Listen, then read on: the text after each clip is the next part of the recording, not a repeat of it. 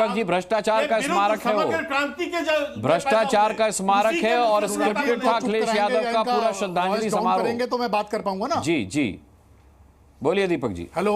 हाँ जी। हाँ अनुराग जी, देखिए सबसे पहले इनको कुछ पता ही नहीं है कुछ भी। ये जो पूरा प्रोजेक्ट है वो करीब 20 एकड़ के आसपास है, ठीक है जी। पहले उसमें तय हुआ था कि ये इसमें खाली म्यूजियम बनेगा, उसके बाद ये तय हुआ कि इसमें कन्वेंशन सेंटर बनेगा, फिर उसके बाद तय हुआ कि इसमें कन्वेंशन सेंटर के साथ साथ स्पोर्ट्स कॉम्प्लेक्स भी बनाया जाएगा, और फिर इसमें तय हुआ कि इसमें इसके ऊपर हेलीपैड भी बनाया जाएगा। यानी कि जो चीज पहले एक बननी थी, म्यूजियम बनना था, फिर कन्वेंशन सेंटर भी जुड़ा, स्पोर्ट्स कॉम्प्लेक्स भी जुड़ा, हेलीपैड भी बना। 7 साल हो गए इनकी गवर्नमेंट को, जांच क्यों नहीं पूरी हुई? ये बिल्कुल झूठ बोल रहे हैं। ये क्या कर रहे हैं? ये खुद मुझे बोलने दीजिए। ये मैं आपको बताऊं, ये झूठ बोल रहे हैं यहाँ पे बैठ के। अनुराग जी देखिए, और उसके अलावा अरे हेलो जी जी बोलिए। बीच में ना बोले, मैं किसी के बीच में नहीं बोल रहा था। तो मैं देखिए, इनको कुछ भी पता नहीं है कि जब आप जो है छोटा मकान बनाते हैं उसका प्रोजेक्ट का हिस्सा एक अलग होता है। ये पहले म्यूजियम था, म्यूजियम के साथ कन्वेंशन सेंटर जोड़ा गया, स्पोर्ट्स कॉम्प्लेक्स जोड़ा गया, हेलीपैड जोड़ा गया। 20 एकड़ का प्रोजेक्ट था। आज की डेट में भी आप निकाले तो कॉस्टिंग बिल्कुल कम थी और 80% में काम पूरा हो गया। 20% ये काम पूरा नहीं हो रहे दे रहे पिछले 7 साल से। क्यों? क्योंकि जो लोग उसमें जब घुसेंगे, जब वो इतना बढ़िया काम देखेंगे अखिलेश यादव जी का, तो लोग जब रोमांचित हो जाएंगे, लोग हतप्रभ हो जाएंगे। तो ये चाह रहे हैं कि इनको क्रेडिट ना मिले, समाजवादी पार्टी को, अखिलेश जी को इसका क्रेडिट ना मिले, इसलिए ये सब काम कर रहे हैं। और दूसरी बात मैं कहता हूं, अब ये बताता हूं, अटल बिहारी वाजपेयी जी ने क्यों दिया? इन्होंने हमने बोला, हमारी डिमांड थी। चंद्रशेखर की गवर्नमेंट तो खाली 4 महीने रही। चंद्रशेखर, अरे बीच में ना बोले यार, बीच में हम बोल रहे हैं आपके। अरे क्या झूठ बोल रहे हैं? शर्मा नहीं चाहिए उसमें क्या होता? देखिए, और हमने बोला मुलायम सिंह यादव वाजपेयी जी ने उनको बैठे रह गए सरकार में। मैं जयप्रकाश नारायण की वजह से मंत्री बना था, अडवाणी जी मंत्री बने थे, तो वो याद आने की वजह से उन्होंने 99 के अंदर उनको दिया गया। तो मैं आपको बताता हूं। अब तीसरी चीज देखिए, ये जो बार बार कर रहे हैं हरियाणा के इलेक्शन। अरे हरियाणा के इलेक्शन में दुनिया को पता है कि आपने किस तरह धांधली करके जीता है। सबको पता है कि जहां 5-5 हजार 7-7 हजार सीटों से धांधली थी, वहां आपने डीएम से और ईवीएम उसमें मशीनों में गड़बड़ करके आप चुनाव में जीते। जहां छोटा मार्जिन था वहां सब जीते, सारी दुनिया को पता है। और ये जो तानाशाही आप जो कर रहे हैं, और 37 सीटें आपकी उसी ईवीएम से आ गई। तो क्या चाहता साहब, उसी ईवीएम से 37 सीटें आ गई आपकी इस बार लोकसभा चुनाव में। देखिए मैंने क्या बोला? नहीं अनुराग जी देखिए, बिल्कुल देखिए, मैंने क्या बोला, आपने मेरी बात को ध्यान से नहीं सुना। मैंने कहा जहां अंतर बहुत कम था वहां इन्होंने डीएम को प्रभाव में लेके और वहां पे इन्होंने धांधलेबाजी के अधिकारियों और ईवीएम के साथ मिलके, आप देखिए कई जगह 20 जगह कम से कम ये ऐसा हुई है वहां पे। कश्मीर में नहीं कर पाई है ऐसा। जो अभी चुनाव में भी तो कर सकते थे ऐसा। जम्मू कश्मीर में हुई है वो 20 चुनाव क्षेत्रों की कंप्लेंट हुई है। अच्छा, 20 चुनाव क्षेत्रों की कंप्लेंट हुई है। इनको नहीं पता होगा, ये तो सुनी सुनाई और वहां पे उठ के बात आ जाते हैं। इनको कुछ पता ही नहीं। केके जी का एक लाइन में जवाब ले लेते हैं, फिर बाकी मेहमानों को बोलना है। ठीक है अनुराग जी, शायद दीपक बीच को पता नहीं है कि मैं 1.5 महीने से रोहतक में ही बैठा हुआ था, चुनाव करा रहा था। ये बैठे होंगे कहीं लखनऊ में। आप बैठे हुए थे, चुनाव थोड़ी करवा रहे थे आप। चलो भैया चलो, आपको पता नहीं है। मैं वहां का प्रभारी रहा हूं इसी चुनाव में। आप क्या बता रहे हो बैठ के? आपको यदि एक नाम पूछूंगा 10 विधानसभा का नाम नहीं बोल पाओगे। यहाँ पे बैठे हो ज्ञान देने के लिए।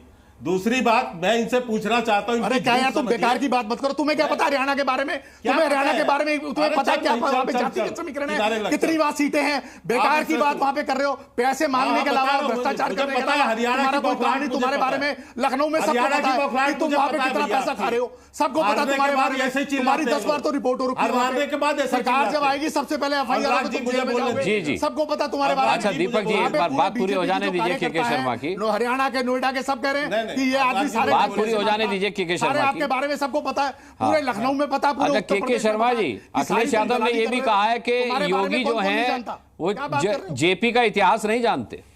नहीं ऐसा है, अखिलेश यादव को अपना इतिहास पहले समझना चाहिए।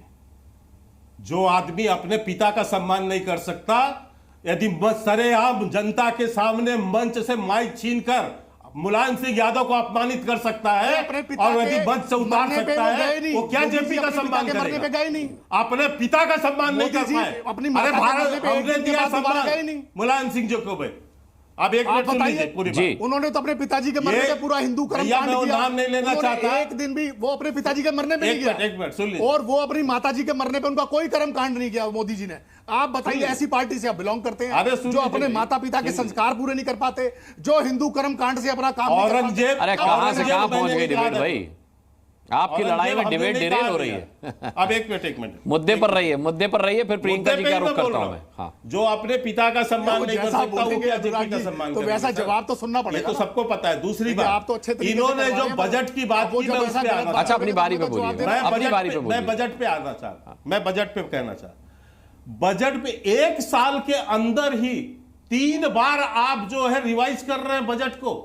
मतलब हर महीने आप उसमें ये जोड़ रहे थे कि यहाँ हेलीपैड बनेगा, फलाना बनेगा, ठीक है। ढिमका बनेगा। ठीक है। पहले आपको ज्ञान नहीं है। चलिए, इसका केके जी मतलब लौटता हूं ये आपके है पास। कि प्रियंका जी झूठ हमारे साथ है। सरासर प्रियंका गुप्ता। स्पोर्ट्स कॉम्प्लेक्स बना और भ्रष्टाचार से जना हुआ था। म्यूजियम बना, सबकी बात खत्म हो गई तो मैं शुरू करूंगी। तो इसलिए मैं आ रहा हूं। और कांग्रेस को इसके लिए बोलने को तो भी उसकी अच्छा। नैतिक अधिकार नहीं है, क्योंकि जेपी को लाठी मारकर और इतने बड़े इमरजेंसी के विरुद्ध आंदोलन जो था उसका जिसने जो है सूत्रपात किया। अच्छा, ठीक है, ठीक है। करने का काम किया था, चलिए। तो केवल और केवल प्रियंका जी, आपने सुना केके शर्मा जी ने कांग्रेस का साथ देने पर समाजवादी पार्टी और आरजेडी दोनों को खरी खोटी सुनाई है। अब आज के मुद्दे पर कुछ भी बोलने से पहले ये समझ लीजिएगा कि कल समाजवादी पार्टी के नेता तारिक लारी हमारे साथ थे और उन्होंने डिबेट में 6 से 7 बार ऐसे उंगली दिखाकर के कहा, इस तरीके से दोनों उंगलियों का इशारा करके, कि कांग्रेस की हैसियत जो है वो 2% की हैसियत हो गई है। बोलिए। देखिए अनुराग जी, सबसे पहले तो मैं इस घटना की पूरी तरीके से निंदा करूंगी, और निंदा इसलिए नहीं करूंगी कि यहाँ पर हमारा जो एक गठबंधन है, निंदा इसलिए करूंगी कि वो एक स्मारक है और स्मारक से जुड़ी होती है लोगों की भावनाएं। हाँ। हजारों लोगों की भावनाएं जुड़ी होती है। आज पूरे देश ने देखा, जरूरी नहीं है कि वो उन पर विश्वास रखते हो, पर फिर भी आज उन्होंने ये महसूस किया होगा कि किस तरह से किसी की भावनाओं को आहत किया जाता है, किस तरह से लोकतंत्र में एक माल्यार्पण करने के लिए भी रोका जाता है। ये इतना डर, 56 इंच की छाती और एक माल्यार्पण से डर गई। मुझे तो लगता है कि आज भारतीय जनता पार्टी हार पहले ही मान चुकी है। उपचुनाव के नतीजों के इंतजार करने की जरूरत नहीं है। ये हारी और थकी हुई जो सोच है वो सामने दिख रही है। और यहाँ बात कर रहे हैं कि ये स्मारक, ये क्या जानिए स्मारक का मतलब क्या होता है। आप बताइए, छत्रपति साहू जी की जो प्रतिमा थी वो भ्रष्टाचार की भेंट चढ़ गई। हजारों लोगों, लाखों लोगों की भावनाओं के साथ खिलवाड़ किया गया, भ्रष्टाचार किया गया। और मैं पूछना चाहती हूँ यहाँ केके शर्मा जी से, जो बैठे हुए हैं यहाँ पर पाठ पढ़ा रहे हैं दुनिया भर का, इनसे पूछिए कि क्या 7 साल लग जाते हैं किसी की जो है स्क्रूटनी करने में? पकौड़े तल रहे थे आप 7 साल से बैठकर यहाँ पर प्रपंच बता रहे हैं आप। और आपको क्या लगता है कि ये जनता देख नहीं रही है? पूरी तरीके से देख रही है। और हम समझते हैं कि गठबंधन के हम साथी हैं, और मुझे नहीं लगता तारिक लारी जी ऑफिशियली प्रवक्ता भी हैं, क्योंकि कल माननीय श्री अखिलेश यादव जी का जो बयान आया उसके बाद मुझे नहीं लगता कि इस सवाल को उठाने की जहमत भी उठानी चाहिए। और ये सवाल किसी तरह से बेमानी लगता है। हाँ। आज भी हमारा गठबंधन है और किसकी कितनी औकात है ये बताने वाला कोई नहीं होता। मुझे तो लगता है आपको टोकना चाहिए था इस बात पर। मैंने कई बार टोका उनको। मैंने उनसे ये भी पूछा प्रियंका जी कि क्या ये अखिलेश यादव इससे इत्तेफाक रखेंगे। मैंने उनसे ये भी पूछा कि तारिक लारी साहब, आपके बयान से कहीं अखिलेश यादव पल्ला तो नहीं झाड़ लेंगे? तो उन्होंने कहा बिल्कुल नहीं, आप अखिलेश यादव से पूछ लीजिए, कांग्रेस की हैसियत 2% की है। इस बात के लिए उन्हें टोकना चाहिए था। मैं आपको एक सजेशन दे रही हूँ जी। मैंने कई बार टोका उन्हें, पर उन्होंने कहा कि ये मेरा वक्तव्य है समाजवादी पार्टी के नेता के तौर पर। ऐसा बोलता है तो उस पर आपत्ति होनी चाहिए जी। की थी मैंने आपत्ति। समाजवादी पार्टी हो चाहे वो भारतीय जनता पार्टी हो, आपत्ति होनी चाहिए जी, क्योंकि एक भाषा की मर्यादा होती है और जी टीवी पूरे देश में देखा जाता है। और इस तरह की